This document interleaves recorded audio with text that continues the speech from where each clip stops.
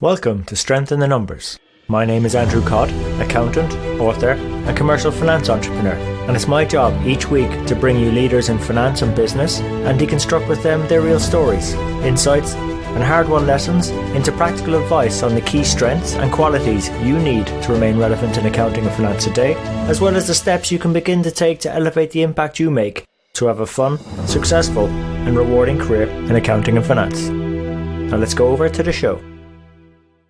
When your actions don't follow your words say nothing because your actions say everything. And that kind of ties into a quote I picked up years ago by Henry Ford, saying that you don't establish a reputation by what you're going to do.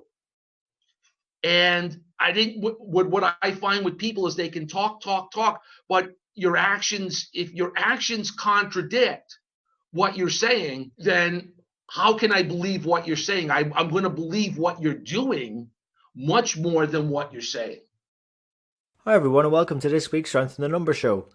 Now you've just heard a short snippet from Kern, and Carl is one of the people in finance and accounting who I most enjoy talking with and catching up with. You know, Carl is just so enthusiastic and constructive in his comments. He really embodies what is good about being a mentor in finance. And given it's this special time of year, we recorded this around Christmas time, you know, Carl's got some fantastic insights gained from his immense experience in finance and accounting. And since I've known Carl, he tends to call these the Kern rules. So Carl has kindly condensed these down into 12 Kern rules of Christmas. And I refer to him as a bit of a Christmas cracker, where you've got the first rule and the last rule, the 12th rule, and they sort of embody all the really good bits inside, those sort of surprise gifts, those sort of presents you get inside if you were to pull the Christmas cracker, and they all sort of fall out. And I think there's something in there for everyone, and if you were to just take one of those gifts into next year, into 2020, and start applying that and learning from that, I think you'd go on to have an awful lot more fun and more meaning within your finance and accounting career if you were to look back on it from a year's time. And like in our usual conversations, they can go on a good bit. Our dinners tend to last for hours, and our conversations, well, a very long time too. So we've had to split this one up into two parts, and what you get to hear in this one is part number one, where we touch on about life and finance is all about priorities, how changes to our priorities in finance and accounting have been changing over time and what that might look like going forward, why it's important to maximize the positive and minimize the negative, and not to look too far ahead because you'll miss what's actually close and right in front of you. So if you enjoyed the episode, you can check out our timestamp show notes, key quotes, resources, ways to connect with Carl, and more at SITNshow.com. And we really appreciate it when you recommend the show to colleagues and friends, and they can subscribe on all the major platforms: iTunes, Stitcher, SoundCloud, YouTube and Spotify. And given this is the festive season and a time for reflection as well, just want to say a big thanks to all our listeners for tuning into the show and your comments and your support. All your kind words really keep us going and producing this show. I just want to wish you all the best for the holidays and for the year ahead too. And again, would love to hear your stories of how you found some of the mentors helping you achieve your priorities and your goals, and share those stories with others too. So that's enough for me. So over to Carl and the show.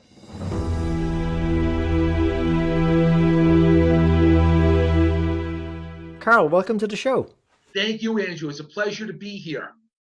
And it's our pleasure to have you on our show today, Carl, because we met and we spoken previously. I enjoy our conversations and I really enjoy what you share with the community on LinkedIn. However, some of our audience may not be as familiar with you, so would you maybe mind sharing a brief story of your journey in accounting and finance, please? Sure. Well, it started a number of years ago in private industry where I held a number of accounting-related positions, and then about 15 years ago, I left private industry to start an accounting practice, or more of a consulting practice, where I basically have been serving as a troubleshooter for advisors to startups and middle market companies, doing a whole host of things, mainly in the areas of financial planning and analysis, FP&A, and financial reporting. Well, not long after I left private industry, I began serving as an adjunct lecturer at a number of colleges, and I've been doing that for some time. In fact, I'm finishing up the fall semester in about another week. And in addition to those two things, I've been contributing to a number of organizations with articles related to issues on accounting, finance, and FP&A. Yeah. And by the way, Carl, I love a lot of your articles, and I know some of our audience would be aware of them as well. But you know what really impressed me is that when we had our conversations, is you threw out these Kern rules. And, Yes. in advance of this podcast, I thought, it would be pretty cool, wouldn't it, coming up to Christmas, which is when we're recording this, is, maybe perhaps, develop your list. And you came back with the 12 Kern rules at Christmas. So how did you decide on your list of 12? Because you got some great insights out there. Well, the short answer, Andrew's life experience. These rules that just came up is just what I've experienced in my personal and professional life. It's a way for people to understand how I think, whether it's current or prospective clients, whether it's students, whether it's my audience. I have a way of operating my life, and I use these rules as a way for people to understand more how I think about going through my life, whether it be as a troubleshooter for my consulting practice, whether it be my role as a lecturer, whether it be my articles, or how I'm going to interact with people on a personal level. Yeah, I suppose it's sort of in a sense. Would you say it's like a value system to help guide you? Yes. Uh-huh.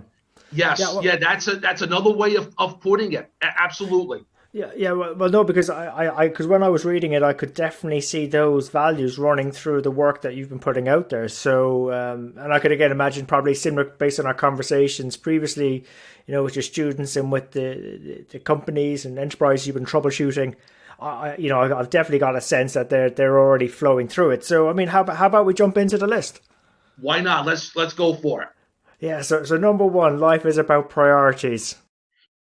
Yeah, this is just to me, Andrew, the core of my existence. One of the better compliments that I've received is being organized. It's all about establishing priorities. I basically go through each day with the one item that needs to get done, and everything else follows it. And I've run into issues with people where they'll get involved in something else and their actions indicate that that's more important.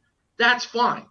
But the bottom line is whether you go through some sort of elaborate planning process or you just do it intuitively, what you do in life is going to be governed by priorities. And it's going to be judged at the end of the day whether your priorities were correct or incorrect. Yeah, I get that. I suppose in terms of, us finance and accounting professionals, suppose our priorities have they changed in your mind? Or if you were to look back over your career, have they changed? Or are they broadly the same as what they were when you started out? From what I've been seeing, Andrew, it just seems as if the more things change, the more they stay the same. I still see the issues of data quality, the issues of ERP, the issues of wanting to be in with the latest technology, the interpersonal skills. To me, what I'm seeing in finance is what I've been seeing for quite some time, and that is a whole host of people, process, technology issues that are going to govern our role in organizations. Yeah, I agree. I just just trying to think. Like, I suppose were those, I suppose, does that make there's probably new priorities, or they were always there? It was just we probably didn't have the pressure to do anything about them, because this whole thing about interpersonal, I imagine that must have existed. Getting the numbers right, now it's getting the data right. It must have been there in some shape or form, probably, was it? Yeah, and where you're getting at with what you just said earlier, Andrew, with numbers and the data right, from a broad stroke, it remains the same. And I'll talk about technology as an example. Technology has always been an issue in my professional life, but what has been changing has been the types of technology. 20 years ago, it was ERP. You had to have SAP. At the time, it was PeopleSoft. You had to have PeopleSoft. Now, it's people are looking more at artificial intelligence, looking at distributed ledger technology, looking at elements of AI like RPA, looking at elements of distributed ledger technology like blockchain. So the specifics differ, but the broad, the general, still remains the same. Yeah, that was hence I had to fire those questions back at you as well, because I was thinking that's what my sense was, and I think that's a positive, right? There's a lot of priorities out there for our profession to go out and tackle, and and we're specializing as well. Like you've got FP&A, which is grown to more prominence. You've got business partnering, which is a mindset shift that's gaining prevalence. Yes. But go on, you're saying. Sorry. Yeah, and Andrew, what that gets back to is when we got together a few months ago, and you dropped that term of essential skills. Oh, yes. I think the essential skills correspond to my first rule, because the priority is what's essential. And what I think, Andrew, is going on with a lot of companies is they're trying to shove square pegs into round holes, which obviously ties into Kern rule number 12. Yeah. But not all situations in all companies are the same. Some companies are going to have people issues, other companies are going to have process issues, and yet other companies are going to have technology issues. So it's a matter of determining what's essential to get those three, one, two, or all three of those elements in line to move finance forward. And what I was just talking about is getting into, to an extent, my fourth rule, which is maximize the positive, minimize the negative. Well, actually, I like the way you lined that one up, Carl. It's like you sort of you say put the start and end points there. So Kern rule number 1 and number 12, because I think if I was to read the rules together, they're like the values or the approaches or the map or guidance you could take to get from 1 through to 12 on how to deal with these essential elements or these priorities. So how about let's go that one. I mean, let's start with number 4 then. Maximize the positive, minimize the negative. Well, where that really came about, Andrew, and this is something that I've been sharing with my students, is in private industry, performance appraisals would be annual. And the first year, I would get feedback on how good or bad I was doing. But the main takeaway from the first year's performance appraisal was identifying the weaknesses, where I was not performing as well as in other areas. So year number 2 was the employment of this fourth rule. I would maximize the positive qualities in my work while at the same time minimizing the negative qualities, because the one thing that people need to realize, and this gets back to my second rule, we're not going to be perfect. We are bred to be imperfect beings. So all we can do is we can be better. And a way to be better is to maximize our strengths while minimizing our weaknesses. And again, what that came out to, Andrew, was my employment in private industry. First year was to get my feet wet. And that first year performance appraisal was so critical because the feedback from my bosses would tell me this is where I was doing good. This is where I was going to need improvement. The second year was the employment of this rule. So then after the second performance appraisal, I basically had myself set for advancement. And pretty much what I was able to accomplish in private industry was to move upward in my third year. It was rare that it took me longer than 3 years to move up. Basically 2 to 3 years, I got promoted.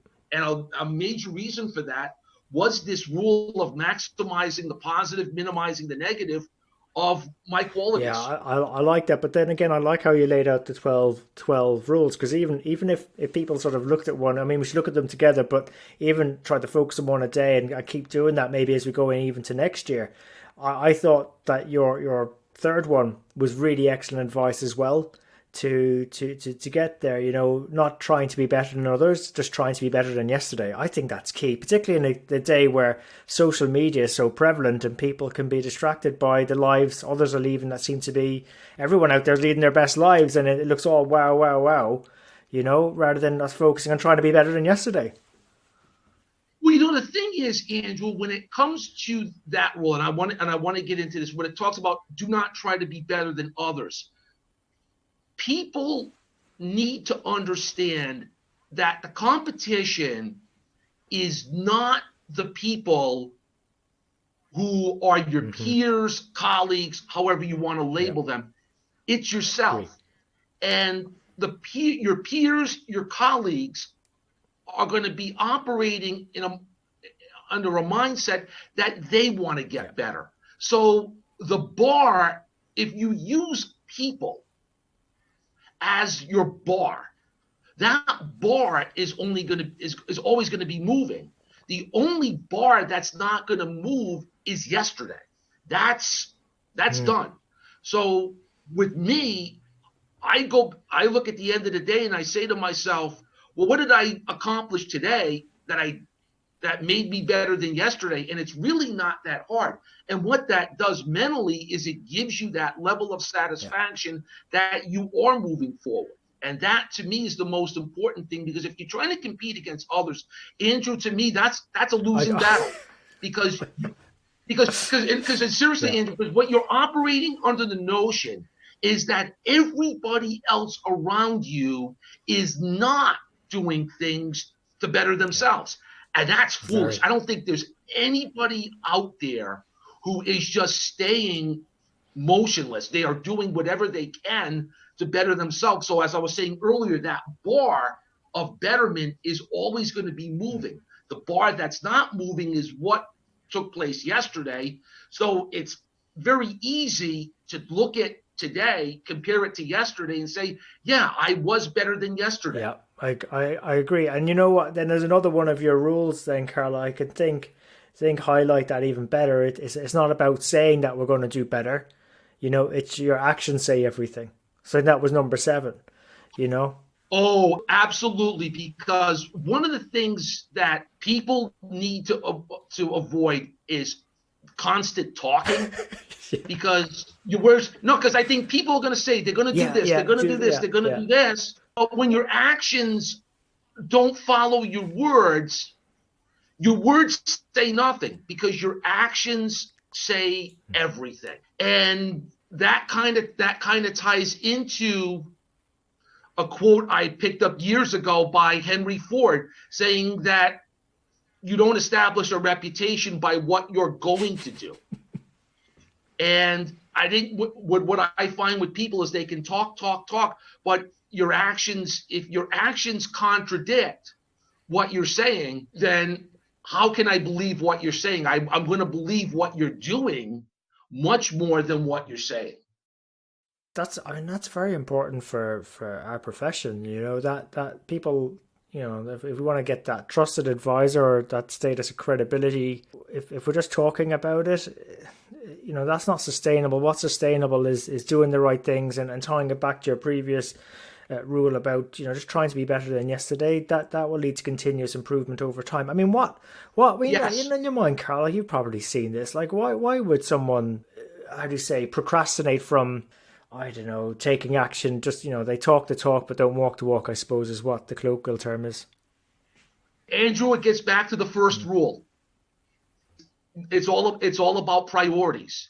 I think people, for whatever reason, I found, want to do many things. And I'll share this story with you, because this happened this happened with me in private industry. I had a person working with me who would have 4 job tasks going at once. One of the tasks would be 50% done. The second one would be 25% done. The third one would be 10% done, and the fourth one wasn't even started. A lot of these tasks, Andrew, were in response to someone asking this person to do something.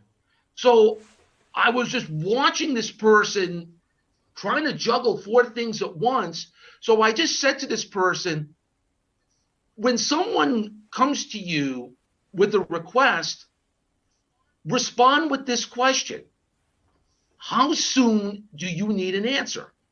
Because this person would get a request on a Monday, and the person asking wouldn't need an answer until Friday. So why be juggling that?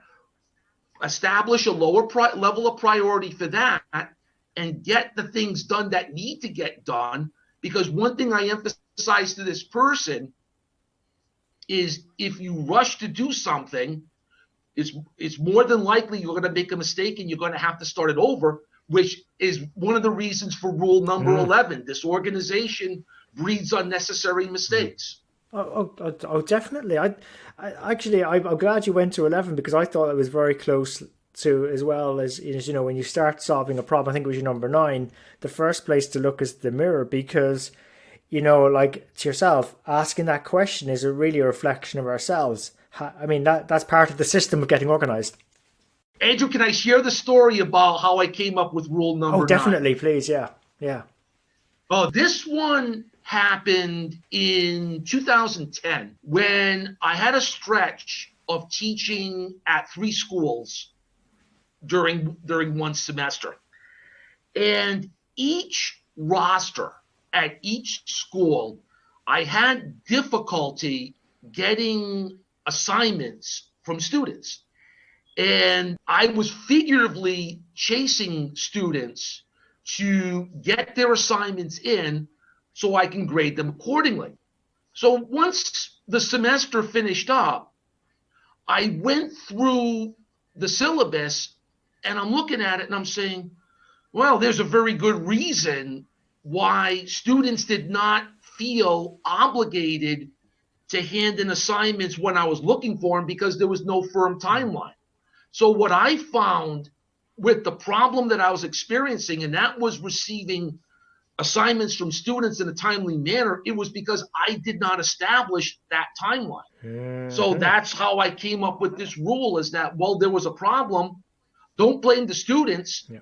Blame me because I didn't establish the timeline. So that's why when it comes to rule number 9, and I'm even doing it now, Andrew, as it comes to my practice, when it comes to attracting clients, well, the problem is not going to be with them. It's the problem's going to be with me, because for some reason I'm not promoting myself in a way that's connecting with people. So that's why when people look to do things, and especially, Andrew, with what we talked about a few months ago with essential skills, the essential skills are going to come back to the individual. So look in the mirror to see what is essential in your toolbox, however you want to label that, before you want to move forward in solving problems, whether it be in your professional life or the companies that employ you.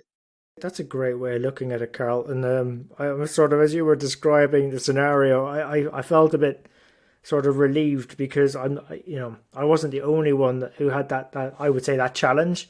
I think earlier in my career I went round and I was sort of saying, well, why aren't people getting this? Why, what does it take to get it across to them? And when you start looking at yourself in the mirror, it's actually the problem in terms of getting the message across is really with ourselves. It's that person in the mirror. What are we not doing successfully to get that across? And I was wondering if that sort of feeds in a bit to, rule number 8. The child must walk before it runs and must crawl before it walks. Oh, no, I have another story on that one, Andrew. This was a situation where I was employed this was in private industry. Before I was hired, this company was taking up to 6 weeks to close the books. So one of the reasons I was hired was to get that time period down much shorter. So I want to say the second week I was employed with this company, there was an executive talking about all of these exotic metrics that that the executive wanted to see, I'm just saying to myself, you're asking the finance department to sprint, to be an Olympic sprinter. Let's get the child crawling first, and that's being able to close the books within a week. And I think that's the one thing, Andrew, that I'm getting as a significant takeaway from a lot of the discussions that we get involved in on LinkedIn is people are looking at AI, looking at DLT, and it's all fine and dandy, but they don't have the infrastructure in place to implement these technologies, and it's just going to make a bad situation worse. Get the fundamentals down, which is very simple. Have the start crawling, then start walking, and then start running. It's just a sequence. I prefer the way you've described that, Carl. Like I find myself saying it very often, again to different people, because I think the message is clear on this one. Is it's get the fundamentals right. You get the fundamentals right, you earn the right then to progress to the next level. It's a bit like a computer game in that regard. But I like your way of looking at it much better, and it's so important, particularly in these times of great change. You know, it's very easy to go chasing after the next big thing, but then we lose. That's what we do very well. You know, we must never forget. And I, as much as people think it's very important to be commercial and have great business acumen and all of that, you know, you can't forget the role that we play in compliance and controls. And without that, you know, there wouldn't be much of a business. It would probably go out of business. So, you know, that's our bread and butter. And especially, Andrew, companies in the United States that are publicly traded. The regulatory requirements of the SEC are going to continue, at least for the foreseeable future. Yeah. So the regulatory has to be there, and that's fundamental. That has to stay, and that's why that sort of ties into the fourth rule of maximizing the positive. The positive of the finance function is it's going to prevent SEC investigation. I mean, my goodness, I think you've seen my post over the last month or two about Under Armour, what they've been going through, and there's more and more that comes out with this stuff. And fortunately or unfortunately, depending on one's point of view, our fundamental is still going to have some regulatory, especially those companies that are publicly traded. I completely agree. Completely agree. Although, you know, what might confuse some people listening is that there's that pressure to be strategic, more forward looking. But I like your rule number 6, which says, you know, do not look too far because you'll not see what is close. And there's so many opportunities within touching distance of us. But I think we're probably guilty of looking too far, you know. That's the thing, because, and this is one thing, unfortunately, I cannot do the visual for this podcast. I'll do this with my students, Andrew. I'm in a classroom. I explained that obviously you want to leave the room, but you got to look. So there you have it. Hope you enjoyed today's show. If you'd like to know more about our guest today, their bio, and follow up on the resources mentioned during the show, you can find all the relevant links and more at sitnshow.com. There you'll also be able to get access to earlier shows, read the latest blogs. There's also an opportunity to subscribe to our newsletter, which will give you heads up as to when the next show is coming out, latest events, news, and anything that's going to be relevant to help you have a fun, rewarding and successful career in finance and accounting. And just before you go, we really appreciate your feedback. If there's something we can do better on the show, something that's not working, or something you'd like to see, even a guest you'd like for us to invite onto the show, someone who you think might be able to benefit you more and also the rest of our community, please let me know. You can email me. I'm at andrew@sitnshow.com, or feel free to connect with me on LinkedIn. Just drop me a message so I know how you found me and we can connect. And really, it's our community that'll make the show. If we keep engaging and driving each other on, we'll keep on building our strength in the numbers. And when all is said and done, if we can do the numbers better and finance better, we'll create more opportunities for ourselves, our friends, our families, our communities and our businesses. So until next time, have a good rest of the week, take care, and let's keep building our strength in the numbers.